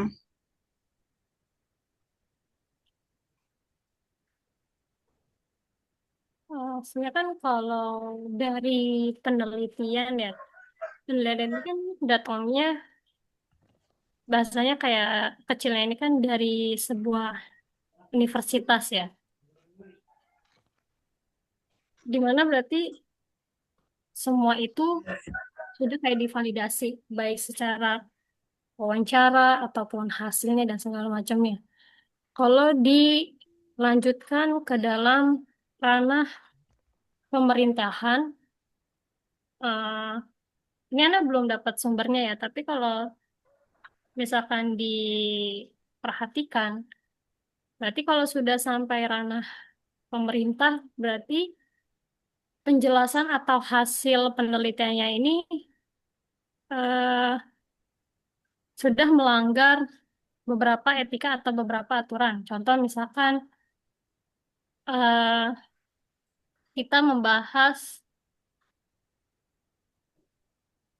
undang-undang negara gitu ya dalam penelitian. Contoh, nah di situ kita menjelaskan apa ya undang-undang itu di luar yang sudah dibuat. Nah, bagaimana pemerintah itu menanggapi? Berarti itu ditanggung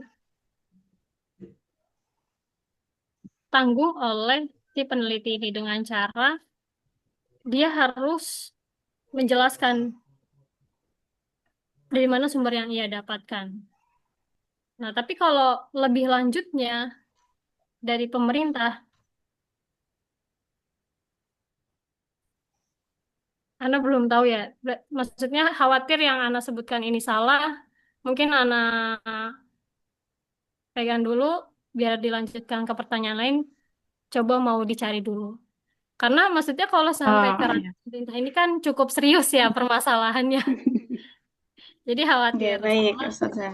dicari Mungkin tahu. menambahkan Oke, lagi nih, Ustazah. Ya, Menambahkan atau lagi mau ya. ada Ustaz Sebelum lain Jadi yang gini pernah. ya, kayak kasus Mm-mm, Pak Bahlil itu nggak mungkin mm-mm. rasanya itu kan yang namanya pendidikan, yang namanya penelitian, ranahnya itu nggak mungkin pemerintah ikut terlibat dalam hal itu. Tentu ada regulasi-regulasi yang mengatur hal itu. Kira-kira terjadinya itu kan ada kesalahan sampai hari ini kan ditangguhkan tuh gelar dokter beliau.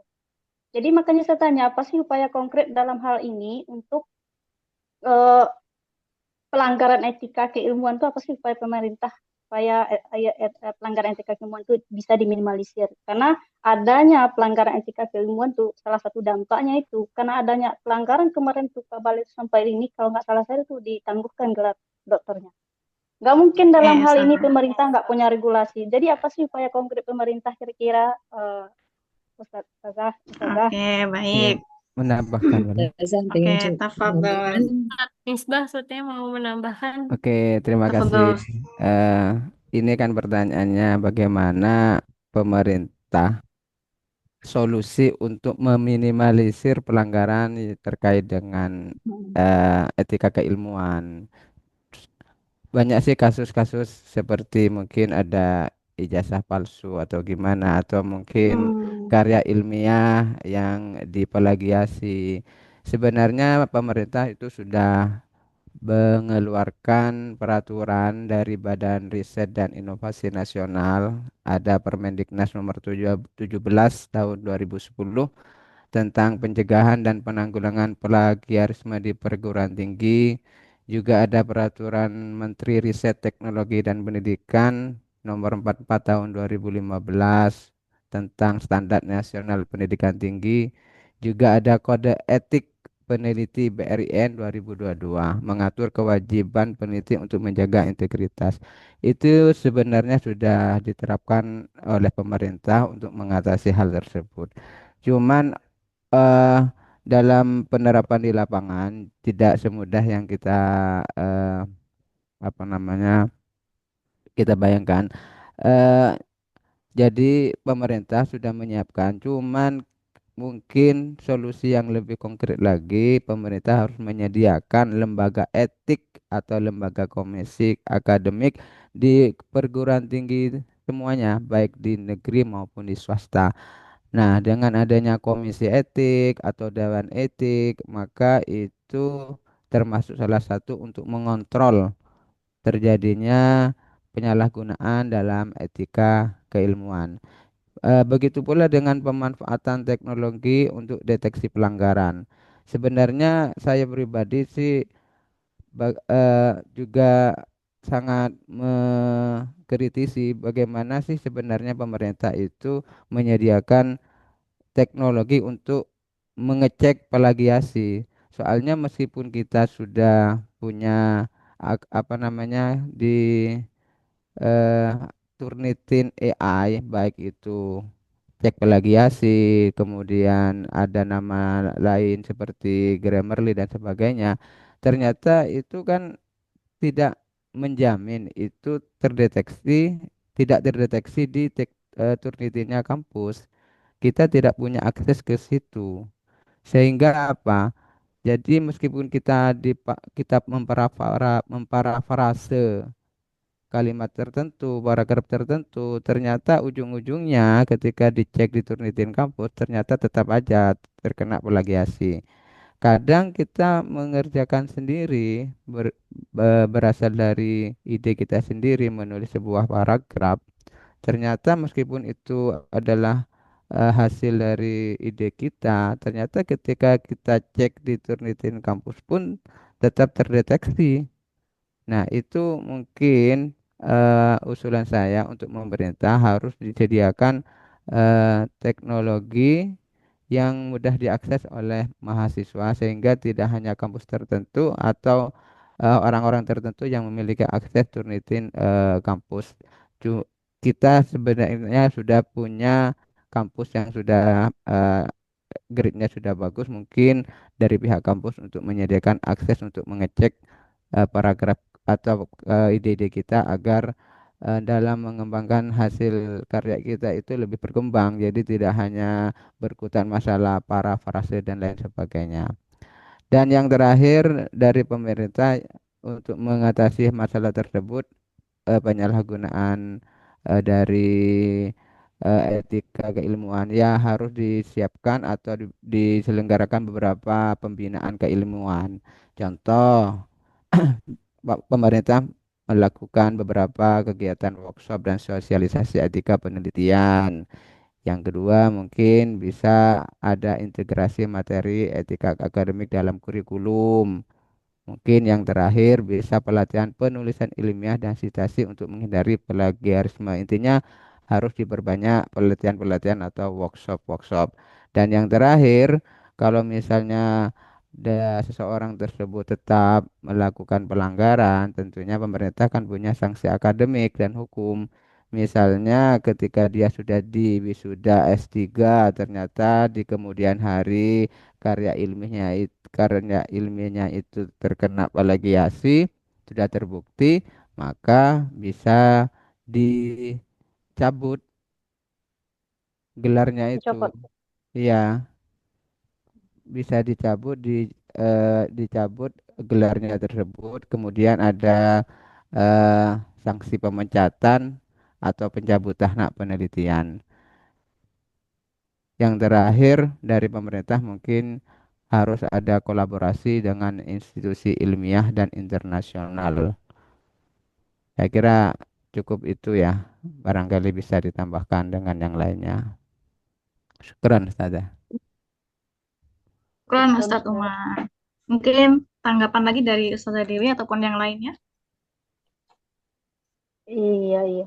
Jadi dari sepanjang yang disampaikan oleh Ustaz Misbah, Ana setuju sih. Cuman gini, menurut Ana dari pemerintah sebagai regulasi, membuat regulasi juga sebagai regulator.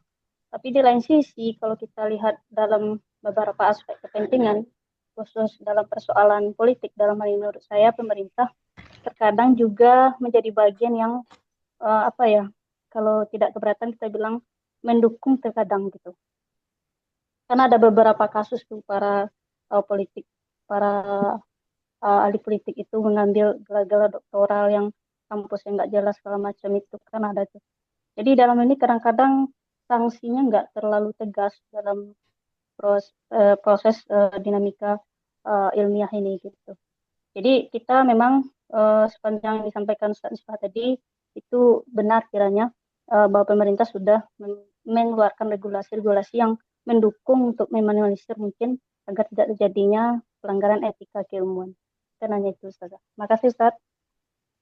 Mungkin yang diperkuat dari pihak kampusnya juga karena kan kalau yang kemarin-kemarin kalau misalnya ada kayak pencalonan anggota-anggota DPR mereka yang posisinya dulu ikut tidak tidak lulus SMA hanya ikut paket C ya.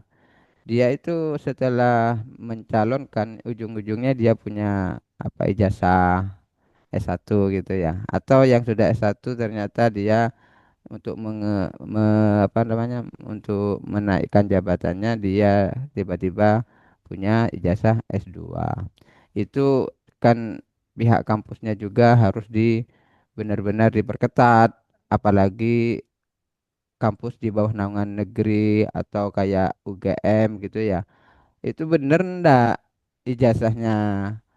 Sebenarnya kampus itu apa tertekan atau gimana? Itu kan juga bisa ditelusuri juga. Itu punya apa memang benar-benar ada atau mereka pihak kampus itu tertekan sehingga menutupi semua hal-hal yang berkaitan dengan politik karena sifatnya politik kan eh, meskipun pihak kampus kan juga apa ya menutupi juga kalau misalnya eh, itu ditelusuri ya ya tergantung dari kebijakan pemerintah berani apa enggak gitu aja.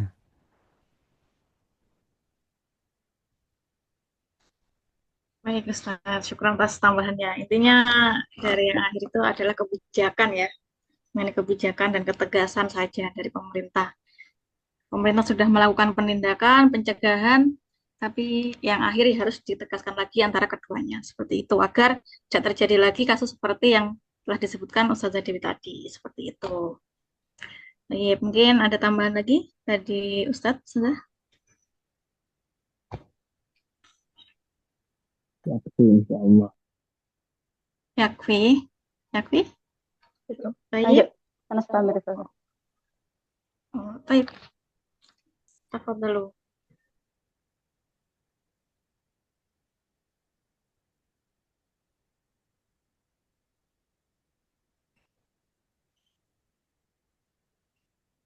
Bagaimana satu saudara? Adakah tambahan, pertanyaan, tambahan, ataupun masukannya lagi? Ada sih, tapi nggak mungkin dari satu terus ada yang ditanyakan Ustaz. Ini ya Ustazah ya.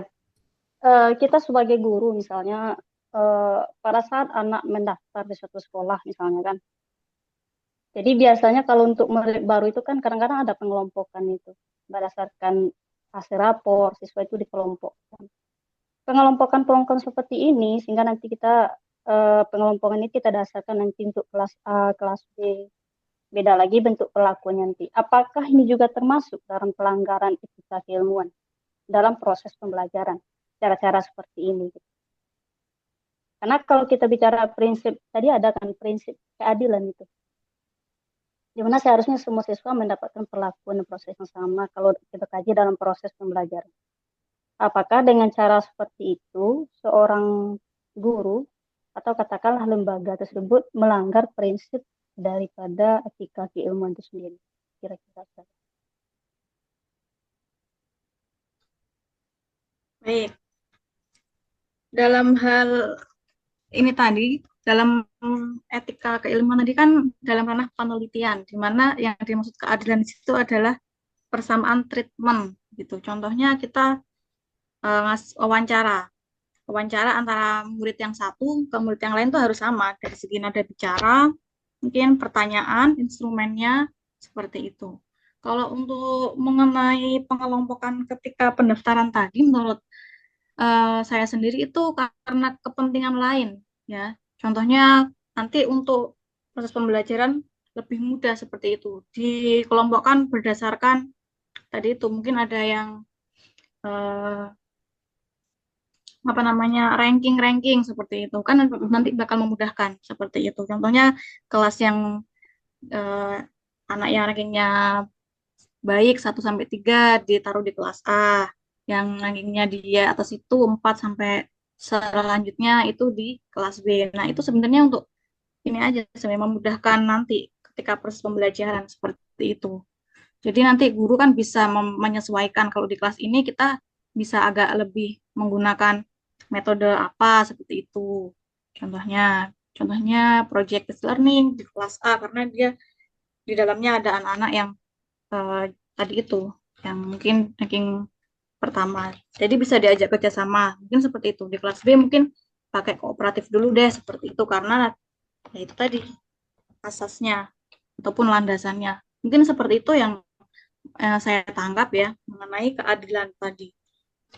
Mungkin ada tambahan dari Ustazah Asa dan Ustazah yang lainnya mungkin Ini mengenai maksudnya keadilan dalam prinsip Proses dalam pembelajaran. prinsip etika kependidikan, bukan etika apa ya, kayak Keilmuan. keilmuan ya.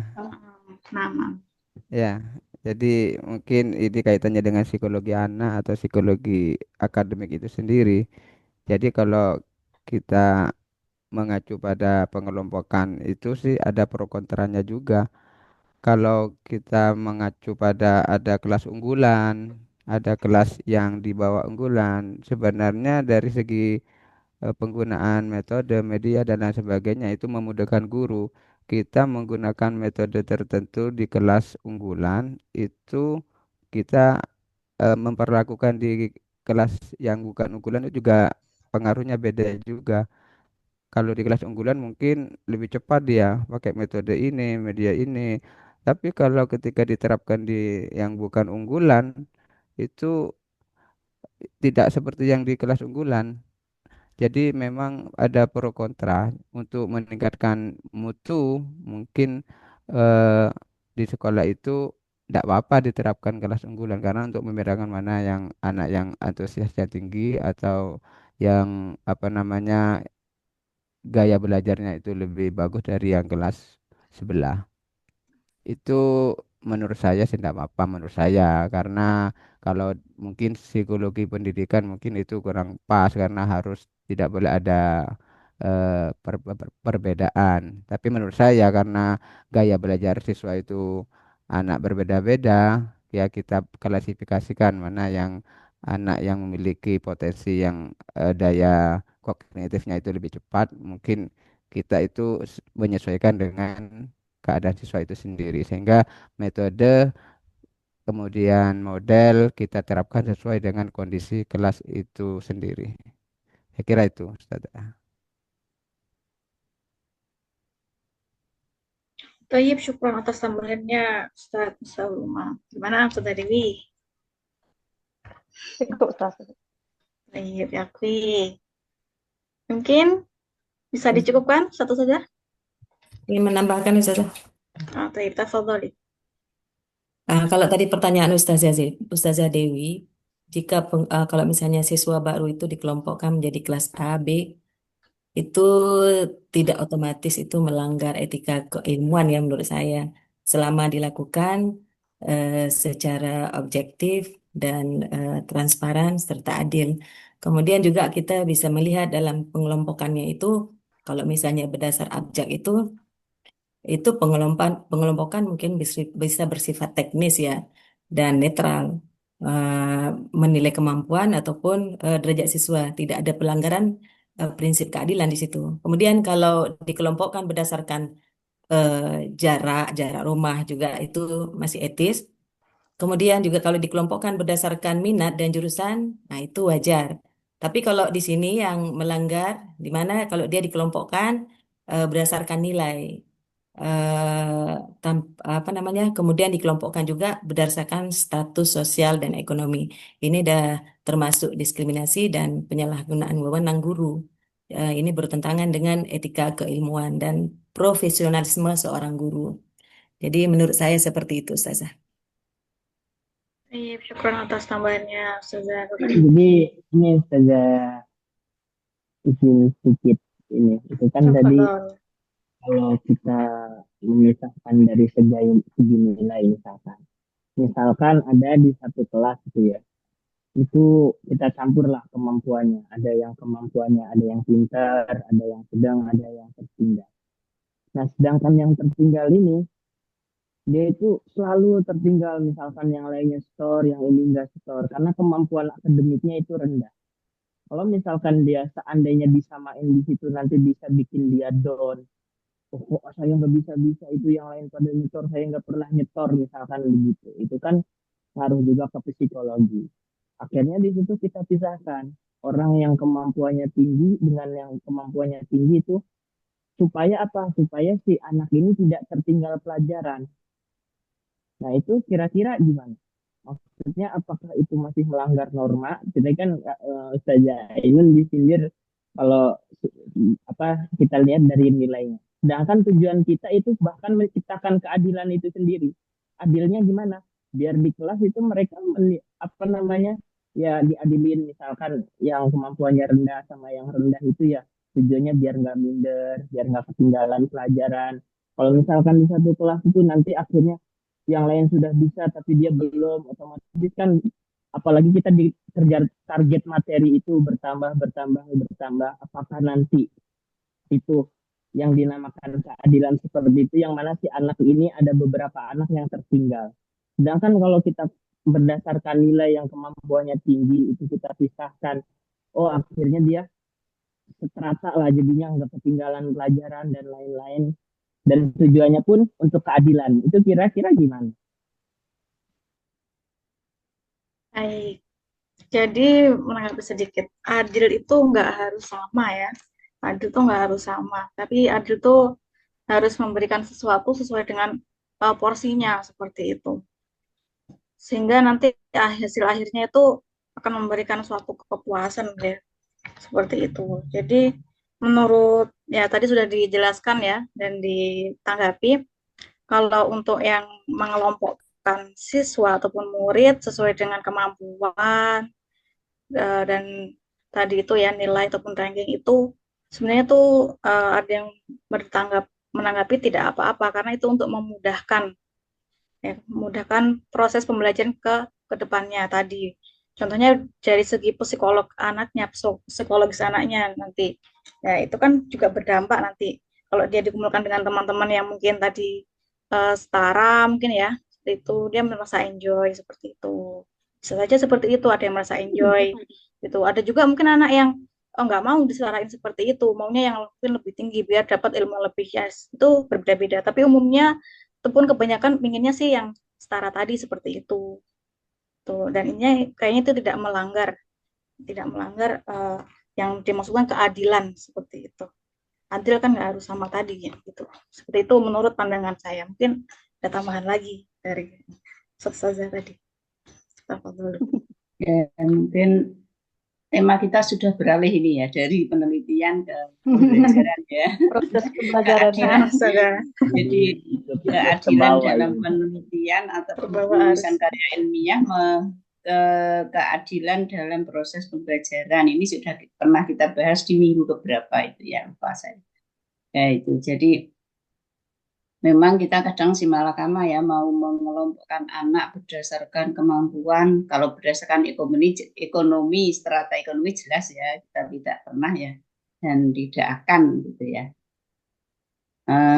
Berdasarkan apa itu nilai atau kemampuan itu ya di prodi bahasa Arab S1 itu sampai sekarang masih diselenggarakan tes awal untuk menentukan kelas ya, kelas yang mufadhol, yang kelas A, B, kemudian ada kelas C dan D. Memang pernah kami itu tidak mengadakan tes awal dan siswa itu dicampur, tapi diteliti beberapa tahun itu yang pinter tetap pinter, tapi yang kurang pinter itu semakin rendah diri begitu ya. Mereka merasa, duh teman sekelas saya sudah tuet kalau ngomong gitu, sementara saya mubtada saja belum tahu ya, kosakata juga belum ada begitu ya. Jadi Dari hasil beberapa tahun itu akhirnya diseleksi lagi sehingga menjadi kelas mufawat dan kelas biasa-biasa begitu ya. Dia ada 4 kelas, dari kelas A yang terbaik, kelas B, C, D gitu ya. Akhirnya sampai sekarang seperti itu. Ya itu saya setuju dengan yang dikatakan Ustazah Ayu atau Ustazah Afsal tadi ya, bahwa adil itu tidak harus sama. Sebagaimana jatah warisan ya antara laki-laki dan perempuan itu kalau syariat Islam jelas adil ya, tapi tidak sama kan antara laki-laki dan perempuan. Sesuai dengan kondisi masing-masing. Jadi kalau kita mengelompokkan anak ya pembelajaran diferensiasi ya sekarang itu kan dikelompokkan berdasarkan gaya belajar, kemungkinan dikelompokkan berdasarkan hasil belajar juga. Ya itu sudah ada penelitian sebelumnya, otomatis dianggap itu yang terbaik sampai saat ini begitu. Entah nanti kalau tahun depan atau tahun depan lagi ada hasil penelitian yang menolak pembelajaran diferensiasi seperti itu. Tapi sampai saat ini belum ada ilmuwan atau ahli yang menolak kebaikan atau hasil yang terbaik untuk pembelajaran diferensiasi. Meskipun kita sebagai guru juga belum bisa melaksanakan 100% karena keterbatasan fasilitas, keterbatasan waktu, dan keterbatasan sarana misalnya. Mungkin kita bisa melaksanakan ya sebagian-sebagian. Balik ke pembelajaran terkait dengan etika ya. Sekarang kan etika keilmuan dalam prinsip ya. Prinsip etika keilmuan dalam judulnya apa tadi? Prinsip-prinsip penerapan etika keilmuan.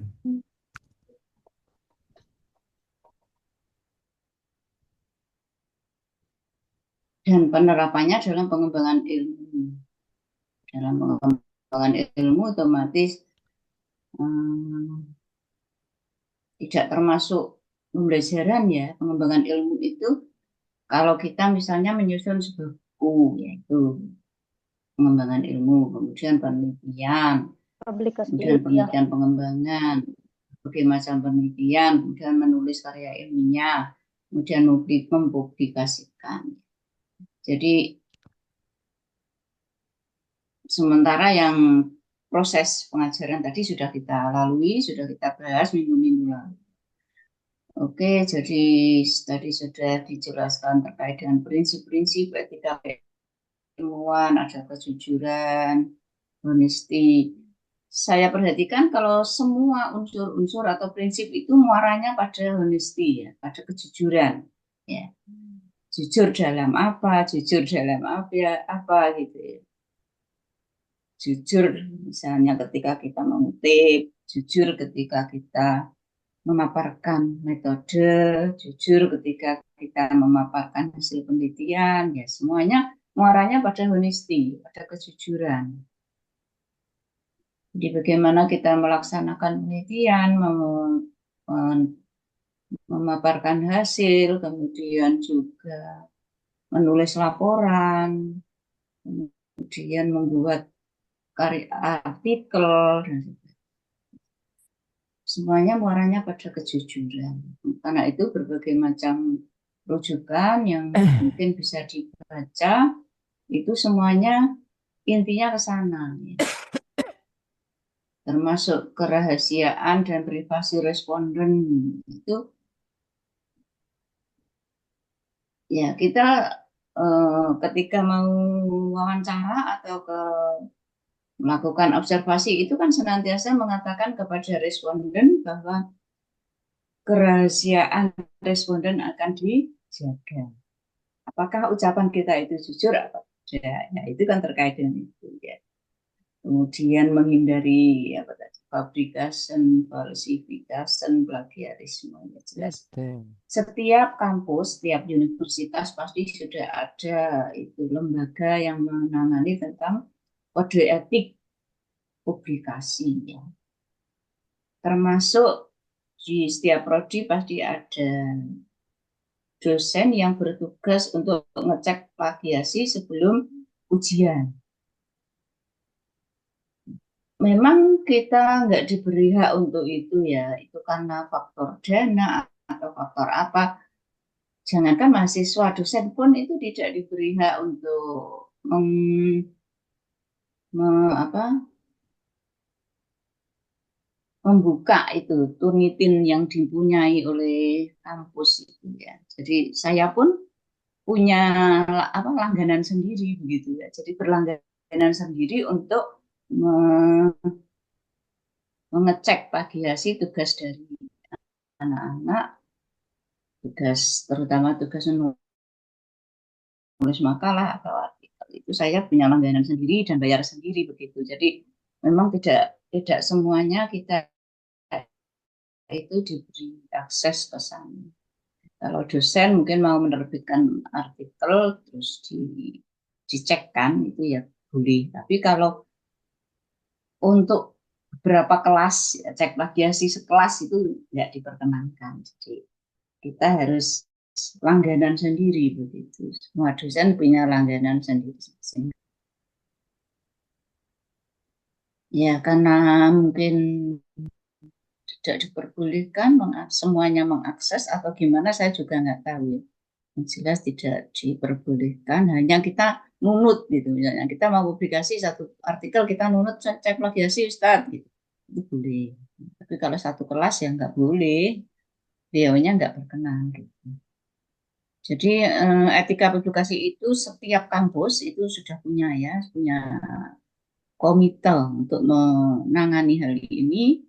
Dan secara global, internasional juga ada komite yang namanya Komite on Publication Ethics (KOPE) ya, yang menegaskan prinsip ini, honesty, transparansi, fairness, dan akuntabilitas.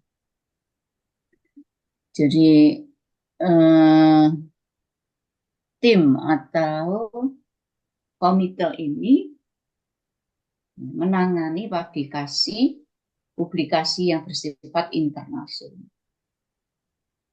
Namun setiap jurnal mereka punya tim sendiri, punya tim khusus dan standarnya itu semua beda-beda. Karena itu ketika kita mensubmit artikel kita, kadang-kadang kita dimintai data secara menyeluruh. Jadi mulai data mentah itu kadang diminta untuk jurnal-jurnal yang bereputasi. Mulai dari data mentah, kemudian bagaimana kita menganalisis, bagaimana kita memberikan kode, bagaimana kita, ya,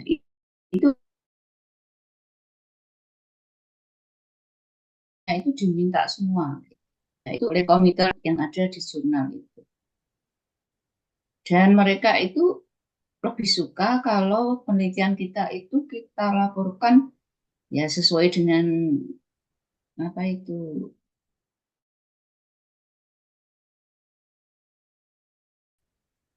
istilahnya kalau di UM template sendiri-sendiri ya, kita memasukkan jurnal sesuai template, tetapi kita membuat lampiran-lampiran yang di sana berisi data-data mentah sampai data sudah proses dari data mentah sampai menjadi data yang jadi itu bagaimana itu kita lampirkan, itu diminta begitu. Ya, itu termasuk bagian dari proses apakah artikel kita itu akan dimuat atau tidak. Jadi memang ya sangat ketat sekali ya, karena kita itu mau menerbitkan atau mensubmit jurnal kita pada forum internasional seperti itu. Karena memang keterbukaan itu merupakan sesuatu yang sangat diharapkan. Jadi kita dibiayai oleh siapa? Termasuk dana itu apakah ada dana tambahan dari swasta dan sebagainya. Apakah dana itu hanya dari pemerintah, dari lembaga, dari perusahaan itu semuanya harus dicantumkan. Kemudian keadilan, kalau keadilan itu ya terkait dengan diperlakukan semua penulis misalnya. Misalnya kita sudah menulis artikel ya, kontribusi terbanyak yaitu yang diletakkan di paling awal. Jangan karena anggota peneliti yang bayar lebih banyak terus diletakkan di awal. Itu berarti menyalahi prinsip keadilan atau fairness. Kadang-kadang kita pasti akan dimintai biaya kan untuk menerbitkan artikel itu ya. Kemudian kita bagi rata atau kita bagi sesuai dengan kepentingan. Yang jelas biasanya yang paling banyak bayar ya yang penulis pertama. Penulis pertama. Yaitu tidak boleh digantikan penulis pertama yang sudah berpayah-payah itu tidak boleh diganti oleh penulis ketiga atau kedua yang membayar gitu. Menyalahi aturan kode etik gitu. Memang sekarang banyak sekali yang untuk mendapatkan kredit poin itu membayar gitu ya. Itu sudah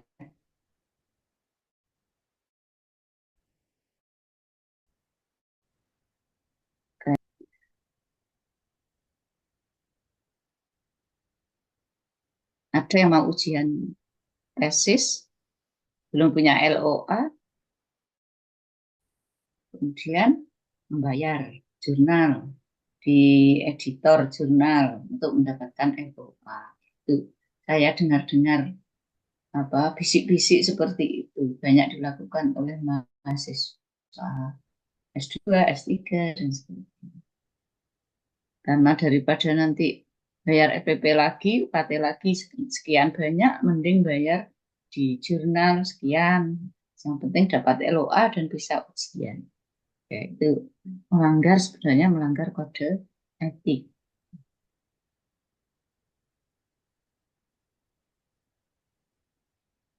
Dan kode etik ini juga harus dipahami dan dilaksanakan oleh semua. Tidak hanya penulis, tetapi juga editor jurnal. Kemudian yang punya ya, atau CEO jurnal dan sebagainya. Jadi semuanya itu harus sesuai dengan kode etik ini.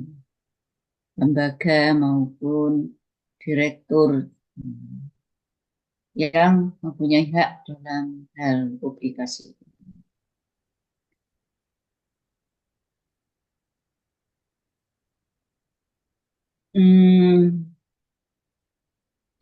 Seorang editor jurnal diharapkan tidak menolak artikel itu karena dia berasal atau penulisnya berasal dari lembaga yang kurang terkenal. Misalnya karena akreditasi prodinya masih jelek. Sedangkan penulis itu dikorbankan karena akreditasi prodi, yaitu termasuk juga pelanggaran. Jadi kalau jurnal itu menolak naskah seseorang penulis, yaitu karena mungkin kualitas tulisannya kurang bagus atau mungkin fokusnya tidak sesuai dengan fokus jurnal yang dipimpinnya. Bukan karena lembaganya atau hal-hal lain, apalagi masalah pribadi. Itu sungguh sangat tercela gitu ya.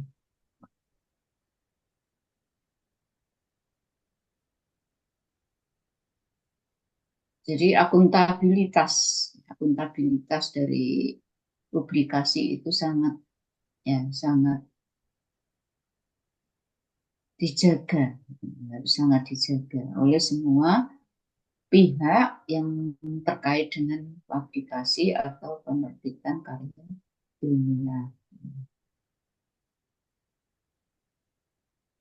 Karena itulah seorang penulis buku Berlinger itu menyatakan bahwa kejujuran adalah inti dari metode ini. Dia mengatakan bahwa penelitian ilmiah menuntut laporan fakta apa adanya tanpa manipulasi data atau hasil. Manipulasi data tidak boleh, apalagi manipulasi hasil. Kadang ada peneliti tanpa data langsung menulis hasil. Ya, itu sungguh melawan atau tidak bertolak belakang dengan prinsip kejujuran ini. Ya, jadi hal-hal yang tadi sudah banyak dibicarakan oleh Ustazah Syafa Asa dan Ustazah Dewi. Ya, tadi objektivitas, ketidakberpihakan. Ya, kadang reviewer itu juga kadang-kadang ada yang yang diterima itu proposal penelitian itu saja gitu ya. Kadang-kadang dia sudah percaya pada penulisnya, nggak dibaca proposalnya. Ada seperti itu. Itu juga tidak atau menyalahi kode etik. Kadang-kadang di sebuah perguruan tinggi itu yang diterima ya itu saja. Jadi kadang proposalnya nggak dilihat, dilihat judulnya, penulisnya itu sudah langsung diterima, ya itu ada. Ya, praktek-praktek seperti inilah yang harus kita jauhi ya di lembaga kita supaya prinsip etika keilmuan itu benar-benar dijunjung tinggi.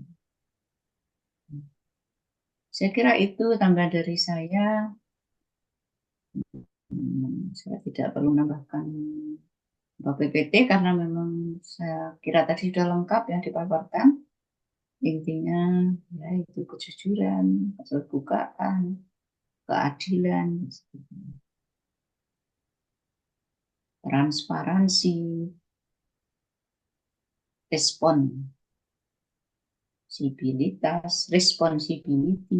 responsibility itu tanggung jawab. Jadi menjaga keamanan subjek penelitian dan dampak sosialnya. Yang kita menjaga privasi daripada responden atau subjek penelitian kita. Jadi jangan sampai kita mempublish nama-nama subjek penelitian kita, apalagi terkait hal-hal yang sensitif, misalnya latar belakang sosial ekonomi, kemudian IQ, dan itu sesuatu yang privasi, jangan sampai kita buka. Saya kira cukup ya. Kita akhiri dengan membaca hamdalah. Alhamdulillah. Assalamualaikum warahmatullahi wabarakatuh.